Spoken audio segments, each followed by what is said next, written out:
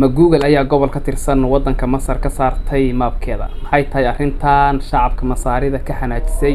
Ma waxa la gaaray xilligii Israa'iil oo kaashanaysa dawladaha reer galbeedka ay xaqiijin lahayd qorshihii ay weligeedba ku hamin jirtay ee Israa'iisha weyn? Wuxuu yahay mashruuca Israa'iisha weyn ee xuduudiisu ay ku soo fidi doonto wadamo badan oo Carbeed. Masaari badan oo isticmaasha social media ayaa waxay sheegeen in ay hal mar Google Map ay ka waayeen gobol ka tirsan waddankooda waana gobolka Sinai. laakiin arrintaas isla markiiba Google ayaa ka soo hadashay waxayna tiri waana la khalad fahmay ee nidaamkeenu sidaas uma shaqeeyo.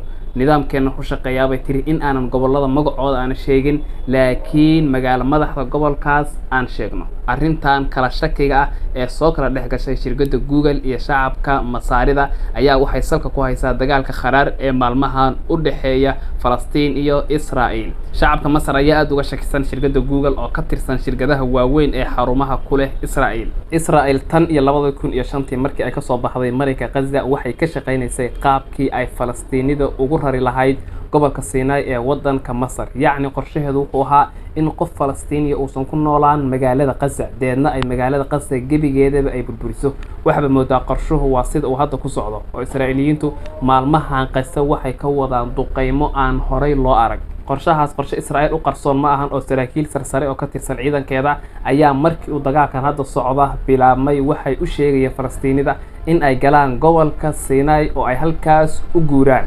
walow mar dambe safiiradda Israa'iil u fadhida magaalada Qaahira ee waddanka Masar ay arrintaas ka noqotay.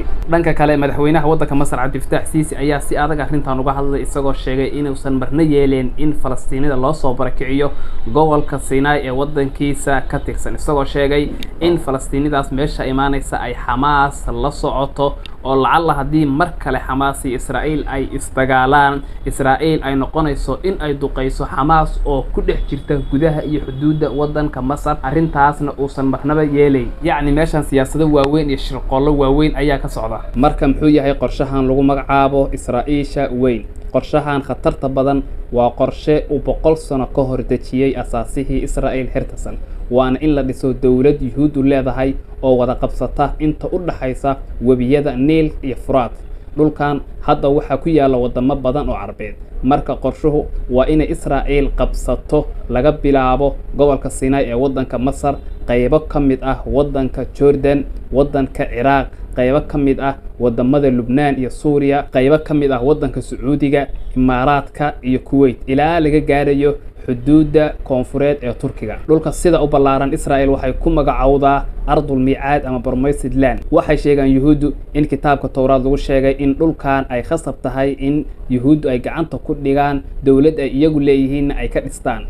xildhibaan Masaari oo lagu magacaabo Mustaf Bakri ayaa wuxuu sheegay in dagaalka hadda socda uu qayb ka yahay hirgelinta mashruuca lagu diyaarinayo Israa'iisha weyn. carabtan wuxuu u baaqay haddii aysan midoobin maanta in ay maalin u noqon doonaan sida Falastiin oo kale oo waddankooda lagu xoogi doono. su'aal yar oo kooban, aduu ma aaminsan tahay qorshahan lagu magacaabo Israa'iisha weyn in uu mar un hirgeli doono haddii ay saan wax ku socdaan?